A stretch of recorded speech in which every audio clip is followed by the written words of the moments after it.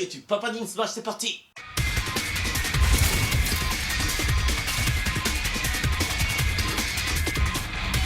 Et voilà, dans moins d'un mois, nous allons rentrer dans la saison du printemps des animés. Déjà? Eh ouais.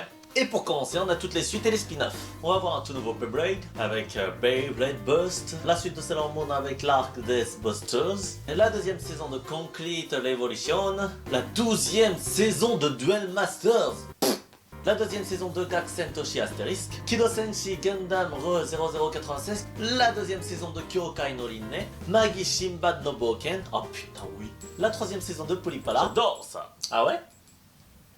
Ok. La deuxième saison de Oshio no Tora et la quatrième partie de Jojo, Diamond wa Kudakenai.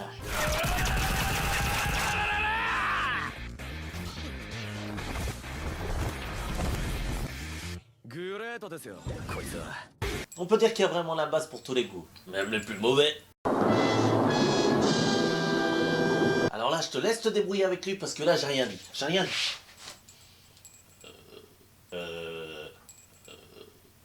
Tu veux un cookie? Bon bah pendant qu'ils règlent leurs problèmes, je vous propose de passer à mon top 5 de mes plus grandes attentes pour les animés du printemps.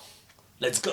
Numéro 5, Bungo Stray Dogs, qui sortira le 7 avril. Nakajima Atsushi est mis à la porte de son orphelinat. Il commence bien lui. Il a aucun lieu où aller et bien sûr rien à manger. Un jour, il sauve un homme qui tentait de se suicider. Cet homme, Dazai Hosamu, est membre d'un cabinet de détectives un peu spécial. En effet, comme les membres de cette agence ont tous des pouvoirs spéciaux, il s'occupe d'affaires trop dangereuses pour la police et l'armée. À partir de ce jour, Atsushi va devenir impliqué dans les affaires de ce cabinet.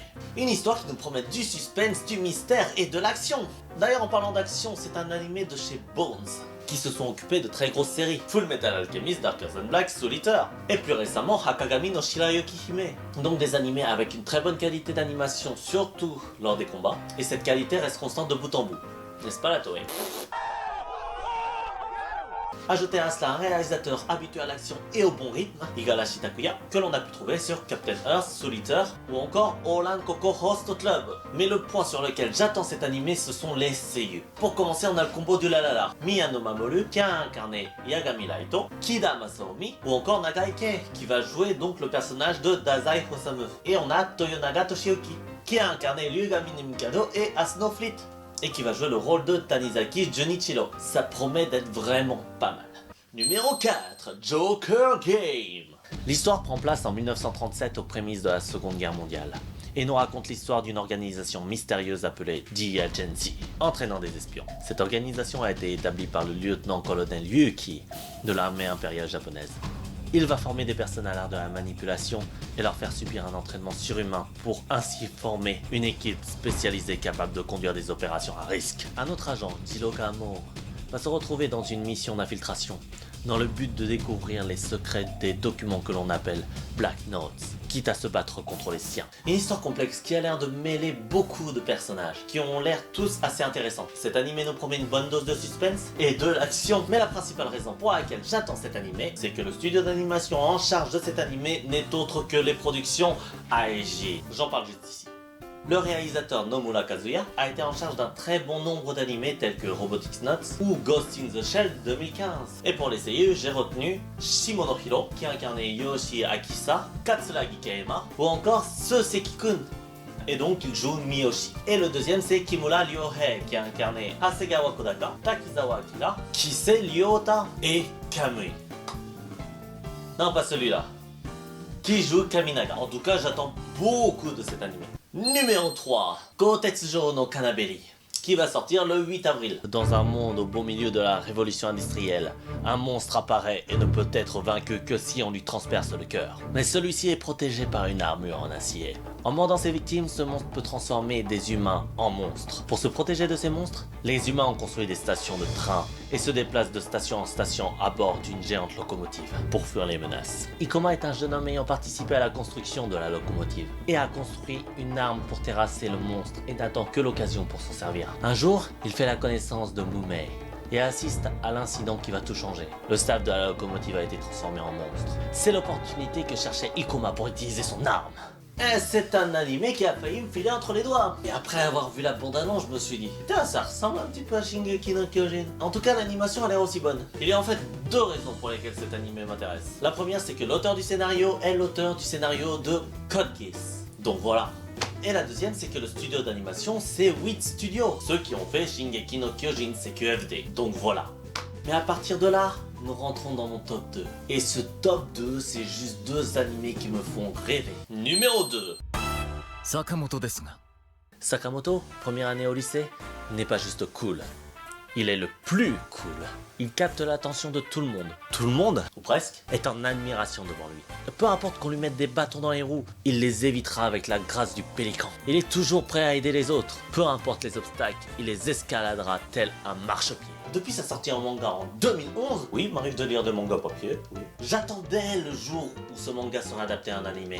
Et là, c'est fait. Et donc, la seule et unique raison qui me pousse à regarder cet animé, c'est bien sûr le manga écrit par Sanonami qui est juste une bombe. Je kiffe. Ce manga est juste incroyable et super fun. Donc, j'attends beaucoup de cet animé. L'animation est en plus pris en charge par les studios DIN. Je vous refais un petit topo, Fates, Vampire Knight, les OAV de Kenshi, des bons trucs quoi. Mais le plus important très certainement c'est la voix. Attention, faut pas chier la voix de Sakamoto. Ah, si c'est mal fait, c'est lui qui va venir s'occuper de vous. Ouais, c'est moi. Faites-moi les mains. Hein. Et le seiyuu de Sakamoto, c'est Midorikawa Hikaru. Autrement dit, Mars de Fire Emblem. Non mais plus sérieusement, c'est la voix de Dio Blando, Natsume Kyosuke, mais c'est aussi Pegasus Koga. Ouais, donc un mec avec de l'expérience sur les grands rôles, et ça c'est bien. Mais en tout cas, j'attends ça avec impatience. Et enfin, le numéro 1, Gyakuten Saiba. 僕の名前はなるほど隆一。3ヶ月前に弁護士になったばかり。そして今日、僕は初めて法廷に立つ。最後まで諦めてはダメ。発想を逆転させるの。師匠の美人弁護士千尋さんと共にさまざまな強敵検事と法廷で戦う逆転裁判4月2日土曜夕方5時半スタート。その真実意義あり。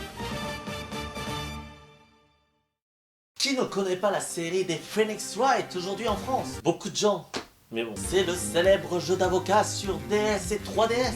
Un jeu prenant avec un scénario en béton. Un scénario mais qui te prend aux tripes. Et avec beaucoup d'humour. Et les personnages sont aussi profonds que la gorge de Aoi Sola. Ouais, faites genre que vous connaissez pas.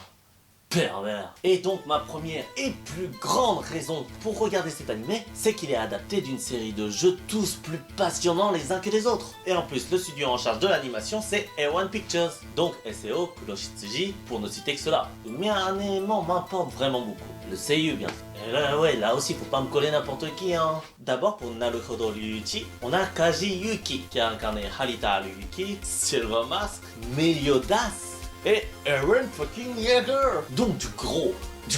Bon, pour Mitsurugi, on a Tamaki Masahi, qui n'a pas fait grand chose pour le moment. En tout cas, Mitsurugi, c'est un de mes personnages préférés, alors je compte sur ton nom. Et pour finir, on a Yuki Yaoi, qui a incarné Hinazuki Kaio. Trop cool. Mais c'était pas tout, elle a incarné Victorique de Blois et Kaname Madoka. Et ouais, en tout cas du très lourd pour Ayasato Mayoi. Mais il y a vraiment beaucoup de trucs bien dans cette saison. Mais bon, pour aujourd'hui, c'est la fin de Pop Anime Smash. J'espère que ça vous a plu. Dites-moi en commentaire l'anime que vous attendez le plus. N'hésitez pas à liker, partager ma vidéo. Et je vous dis à la semaine prochaine pour la suite des animés du printemps. Et à demain pour 2 Minutes Japan. Ciao!